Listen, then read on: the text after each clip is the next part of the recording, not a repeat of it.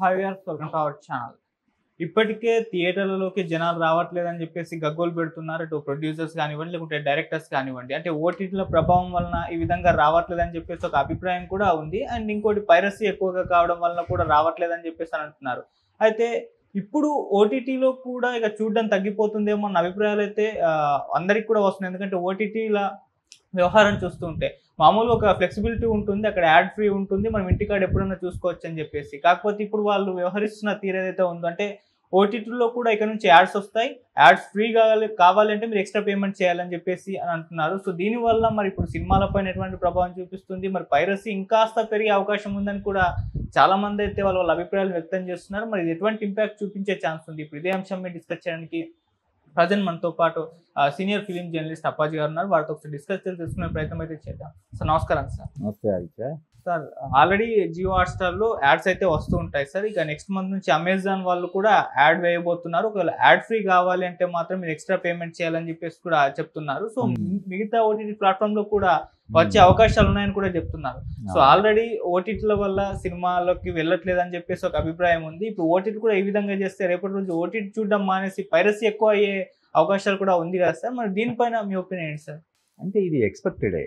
ఇప్పుడు ఏదో మనం కొత్తగా ఎప్పుడైతే ఓటీటీ స్టార్ట్ అయిన వెంటనే త్వరలోనే దీనికి మధ్య మధ్యలో యాడ్స్ ఇవ్వడం కానీ, ఎలాగైతే శాటిలైట్ ఛానల్లో సినిమా వచ్చినప్పుడు మధ్యలో ఆఫ్ చేసి యాడ్స్ ఎలాగ వస్తాయి అలాగా వస్తాయని చెప్పి చాలామంది ముందే నుంచి ఎక్స్పెక్ట్ చేశారు. అది కొంచెం ఆలస్యంగా జరుగుతుంది. అంటే అది ఎక్స్పెక్టెడే. అయితే ఏంటంటే ఇప్పుడు మనం చూసే సినిమాల్లోనే చాలా యాడ్స్ ఉంటాయి. మనం ఒక్కొక్కసారి గమనించాం. కానీ అప్పుడు ఉదాహరణకి హీరో రయ్యన ఒక బండి మీద దిగుతాడు. ఆ బండిని ఒక్కసారి జూమ్ చేస్తారు. అది హీరో హోండానో లేకపోతే ఇంకోటి ఏదో కంపెనీ, అది యాక్చువల్గా యాడ్. అది ఓకే, ఆ హీరో హోండా కంపెనీ వాడు వీళ్ళకి పే చేస్తాడు. అలాగే మనం అక్కడ చూసే బోర్డులు థమ్స్అప్ కానీ కోకోకోలా కానీ ఇటువంటి బోర్డ్స్ ఉన్నాయంటే వాళ్ళు పే చేస్తారు. ఇలాగ మనకి తెలియకుండానే ఒక సినిమాకి సంబంధించి దాదాపుగా 30-40 అంటే కొంచెం ప్రామినెంట్ హీరోలకి, చిన్న చిన్న హీరోలకి వాళ్ళకి అది ఇవ్వరు. పెద్ద హీరోల సినిమాలన్నిటికీ కూడా ఈ యాడ్స్ అనేవి కంపల్సరీ ఉంటాయి. ఓకే, కాబట్టి ఇప్పుడు ఓటీటీలో యాడ్స్ మధ్య మధ్యలో ఇప్పుడు పెట్టడం అనేది ఎక్స్పెక్ట్ చేసిందే. దానివల్ల పెద్దగా ఇంపాక్ట్ ఉంటుందని నేను అనుకోవట్లేదు.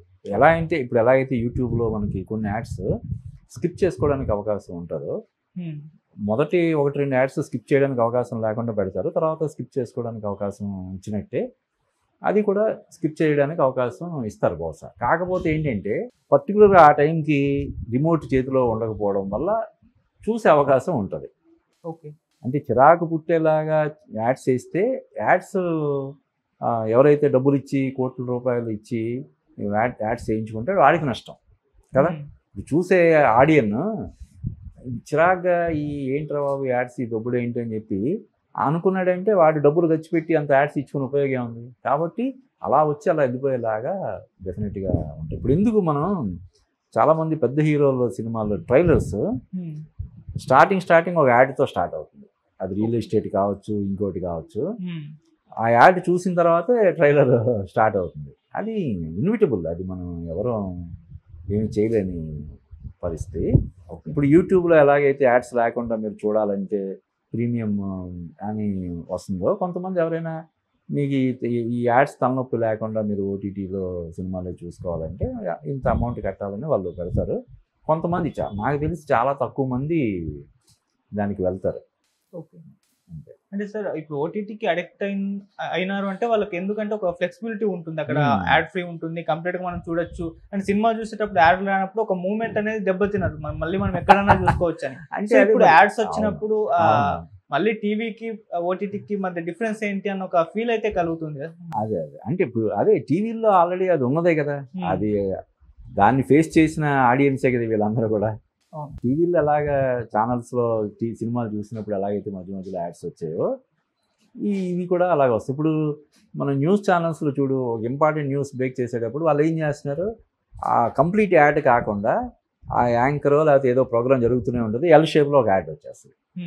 అలాగా ఈ సినిమా జరుగుతుండగానే ఎల్ షేప్లో యాడ్ డిస్ప్లే చేయడమా లేకపోతే ఏంటి అన్నది.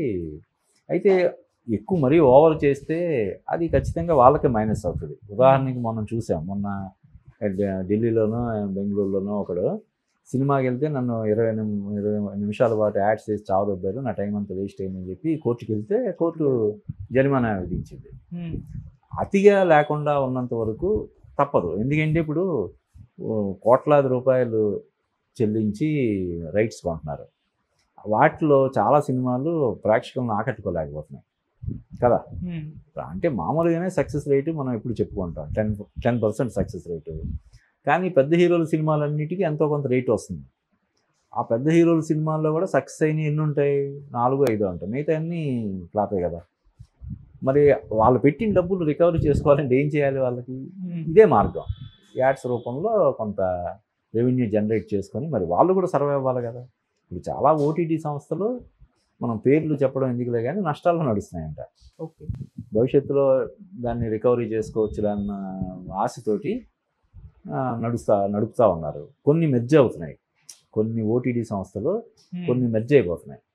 ఇవన్నీ కారణం ఏంటంటే ఈ కంటెంట్ మీద వాళ్ళు కోట్లాది రూపాయలు వెచ్చిస్తున్నారు, దానికి తగ్గట్టుగా రికవరీ ఉండట్లేదు. నువ్వు అన్నట్టు ఇప్పుడు రీల్స్లో కూడా బోల్డంత ఎంటర్టైన్మెంట్ వచ్చేస్తుంది. జస్ట్ 10 seconds 15 seconds రీల్స్లో చాలా ఇన్నోవేటివ్గా చేసేస్తున్నారు. వాళ్ళకి పైసా ఖర్చు లేదు కదా, ఒక ఫోన్ తోటి హ్యాపీగా దాన్ని చేసేసి పెట్టేస్తున్నారు.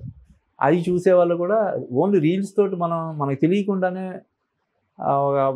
జస్ట్ ఒక 5 నిమిషాలు చూద్దామని అనుకున్నది మనకు తెలియకుండా ఒక్కోసారి ½ an hour 1 hour అయిపోతుంది కదా.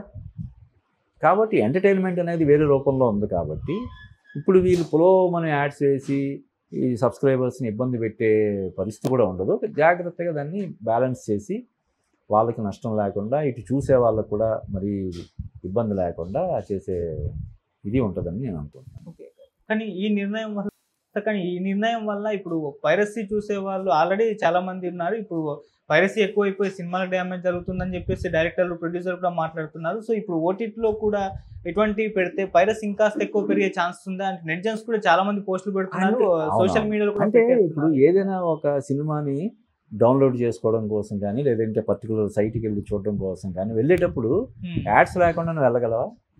కంపల్సరీ కొన్ని పాపప్ యాడ్స్ అవి ఉంటాయి కదా, అవి దాటుకొని వెళ్తేనే నీవు అది డౌన్లోడ్ చేయడం ఏదో చేస్తావు. అక్కడ ఉంటాయి యాడ్స్. కాకపోతే వన్స్ స్టార్ట్ అయిన తర్వాత స్ట్రీమింగ్ స్టార్ట్ అయిన తర్వాత ఉండకపోవచ్చు. కానీ మామూలుగా ముందు నువ్వు ఆ పర్టికులర్ వెబ్సైట్కి వెళ్ళి ఆ సినిమా డౌన్లోడ్ చేసుకోవడానికో లేకపోతే స్ట్రీమింగ్ చేయడానికి వెళ్ళినప్పుడు యాడ్స్ అనేవి ఆటోమేటిక్గా వచ్చేస్తాయి. అవి లేకుండా మనం ఏం చేయలేము. అంటే కాలానుగుణంగా మారక తప్పదు. ఇప్పుడు నేను మొన్న వైజాగ్లో ఒక పెళ్ళికి వెళ్ళాను, మా రిలేటివ్స్ మ్యారేజ్. అక్కడ అంతకుముందు అది అలంకార థియేటర్ అంట, పూర్ణ మార్కెట్ దగ్గర అలంకార థియేటర్. దాన్ని మార్చేసి convention hall come cinema hall. ఏదైనా మ్యారేజ్ వస్తే మ్యారేజ్కి ఇస్తారు, లేదంటే సినిమా వేస్తారు. ఓకే, అలా ఉంది పరిస్థితి. థియేటర్ అది థియేటర్. అక్కడ స్టేజ్ అది పెట్టి వాళ్ళు పెళ్ళి అయితే పెళ్ళి, ఇంకో ఫంక్షన్ అయితే ఫంక్షన్ దానికి ఇస్తారు, లేదు అంటే సినిమా వేస్తారు. తప్పదు. అంటే మల్టీపర్పస్ హాల్ లాగా త్వరలో ఈ సినిమా హాల్స్ కూడా అలా మారాల్సిన అవసరం ఉంటుందేమో అని నాకు అనిపించింది. లాభాలు రాకుండా ఈ విధంగా కమర్షియల్ ఏం చేస్తారు? ఇప్పుడు కనీసం ఒక హాల్ మెయింటైన్ చేయాలంటే తక్కువ 10 మంది అయినా స్వీపర్స్ కానీ ఆపరేటర్స్ కానీ మరి బుకింగ్ క్లర్క్స్ కానీ 10 మంది ఉంటారు. ఆ 10 మందికి మరి శాలరీలు, కరెంటు బిల్లు, ఇవన్నీ చేయాలంటే మరి వాళ్ళు ఇంకో రూపంలో దాన్ని రెవెన్యూ జనరేట్ చేసుకోవడానికి ప్రయత్నం చేయాలి.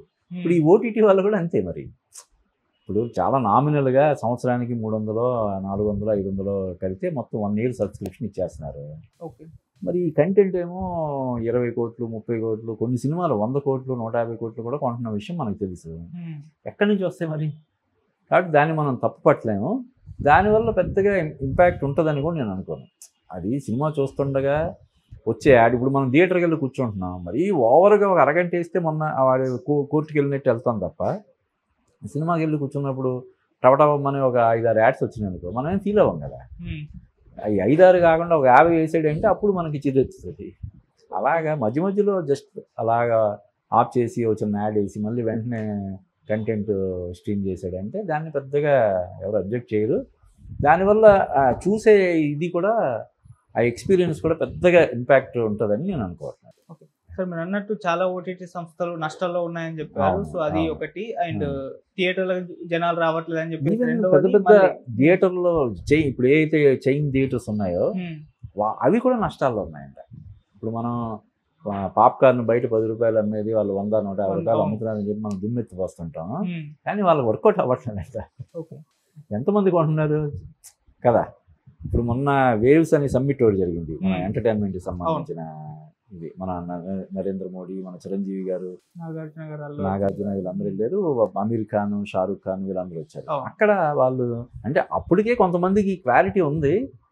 వాళ్ళు అఫీషియల్గా ఏం డిక్లేర్ చేసింది ఏంటంటే, మన ఇండియాలో ఒక 150 కోట్ల జనాభా అనుకుంటే అందులో సినిమాలు చూసేది 2% అంట.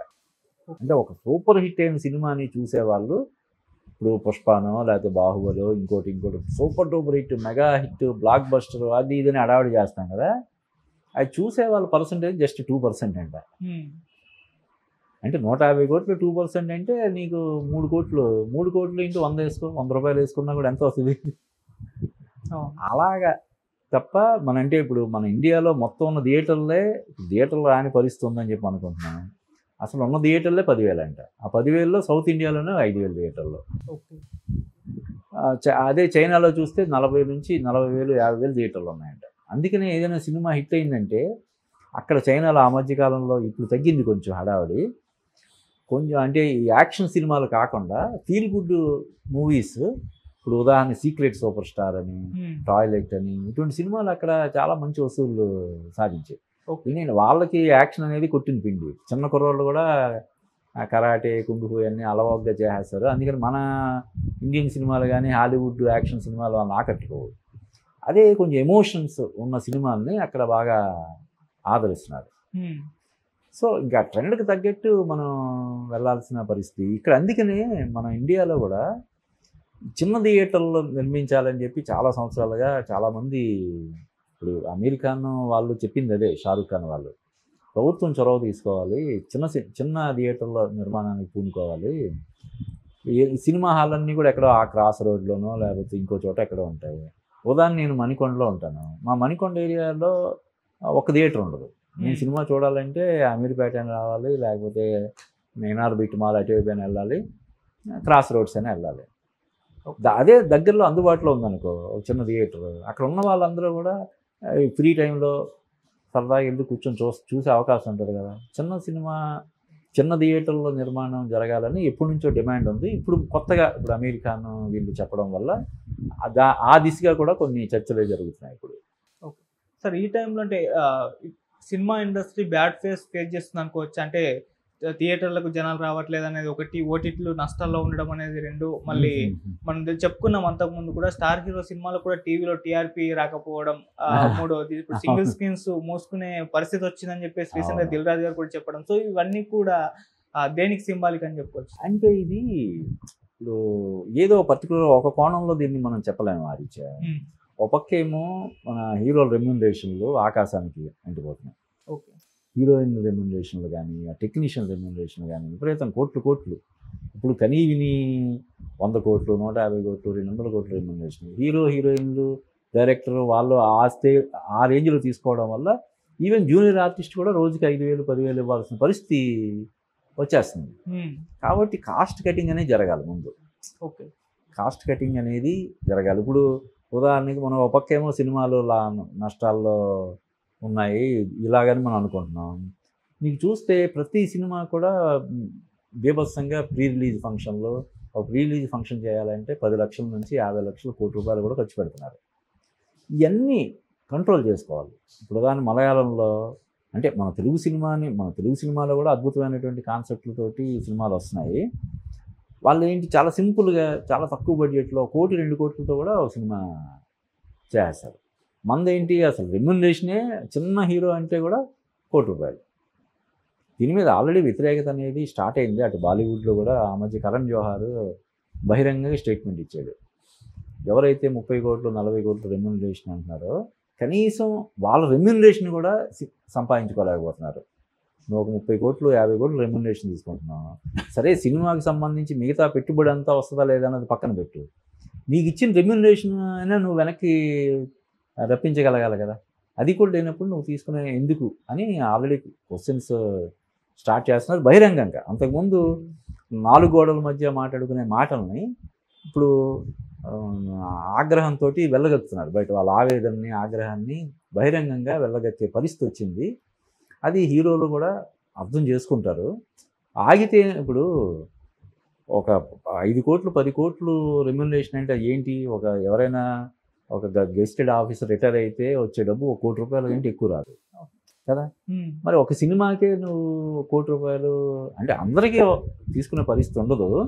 చాలామంది జీవితాలు గడిచిపోయి ఏమీ సంపాదించుకోకుండా పిల్లలకి కూడా మంచి లైఫ్ ఇవ్వలేక దీనమైనటువంటి జీవితాలని గడిపే వాళ్ళు చాలామంది ఉంటారు. వాళ్ళే ఎక్కువ 90% వాళ్ళే ఉంటారు. ఈ కోట్లు 100 కోట్లు 200 కోట్లు తీసుకునే వాళ్ళు చాలామంది తక్కువ ఉంటారు. కానీ దానివల్ల ఏమవుతుందంటే మిగతాదంతా కూడా డిస్టర్బ్ అవుతుంది. పలానా హీరో 100 కోట్లు తీసుకుంటున్నాడంటే అప్పటివరకు 10 కోట్లు తీసుకునే హీరో నేను 10 కోట్లు అంటే పక్కన 20 కోట్లు 30 కోట్లు డిమాండ్ చేసే పరిస్థితి ఉంటుంది. మన ఈ ప్రొడ్యూసర్లు ఎవరైతే ఉంటారో వాళ్ళు ఏంటి హిట్ అవ్వకపోద్దా లాటరీ లాగా ఏమో హిట్ అయితే మనకి శాటిలైట్ వస్తుంది, డిజిటల్ వస్తుంది, ఓవర్సీస్ వస్తుంది, రీమేక్ రైట్స్ వస్తాయి, అవి వస్తాయి ఇవి వస్తాయి అని వాళ్ళని విపరీతంగా మోటివేట్ చేసి దింపుతారు. దింపిన తర్వాత జరిగే ఇవన్నీ అన్నమాట. కాబట్టి సినిమా అంటే ఎప్పుడు సినిమా రంగానికి ఛాలెంజెస్ అనేవి మొదటి నుంచి 50స్లో ఉన్నాయి, 60స్లో 70స్లో వేరియస్ స్టేజెస్లో. ఇప్పుడు టీవీ వచ్చినప్పుడు శాటిలైట్ టీవీ వచ్చినప్పుడు సినిమా అయిపోయింది అనుకున్నారు. కేబుల్ టీవీ వచ్చినప్పుడు అలాగే అనుకున్నారు. ఈ వీసీఆర్లు అవి వచ్చినప్పుడు అలాగే ఇంక అయిపోయింది సినిమా పరిస్థితి అనుకున్నారు. తర్వాత అప్పట్లో వీడియో పార్లర్స్ అని చెప్పి చిన్న చిన్న రూమ్స్లో పెట్టి సినిమాలు వేసేవాళ్ళు, అప్పుడు అనుకున్నారు. ఇప్పుడు ఓటీటీ వచ్చిన తర్వాత కూడా ఇప్పుడు ఈ చర్చ జరుగుతుంది. దీన్ని కూడా అధిగమిస్తుంది సినిమా రంగం. కాకపోతే దానికి సంబంధించి జాగ్రత్తలు తీసుకోవాలి. ఇప్పుడు కొంచెం కూడా అవగాహన లేకుండా సినిమాలు తీసేసి ఇప్పుడు లాస్ట్ ఇయర్ మనం చెప్పుకున్నాం డబ్బింగ్ సినిమాలు కావచ్చు మరొకటి ఏదైనా సరే 300 పైన సినిమాలు వస్తే అది దేనికి ఇది? ఇప్పుడు ఈవెన్ వ్యవసాయదారులకు కూడా ఒక్కోసారి క్రాప్ హాలిడే అని పెడతారు. ఒక సంవత్సరం మిర్చి విపరీతం రేట్ వచ్చి బాగా అందరూ లాభపడ్డారంటే అందరూ మిర్చి వేస్తారు. వాడికి బాగా వచ్చింది, విపరీతం లాభం వచ్చిందని చెప్పి ఉన్న పొలం మొత్తం మిర్చి వేస్తారనుకో ఏమవుతుంది?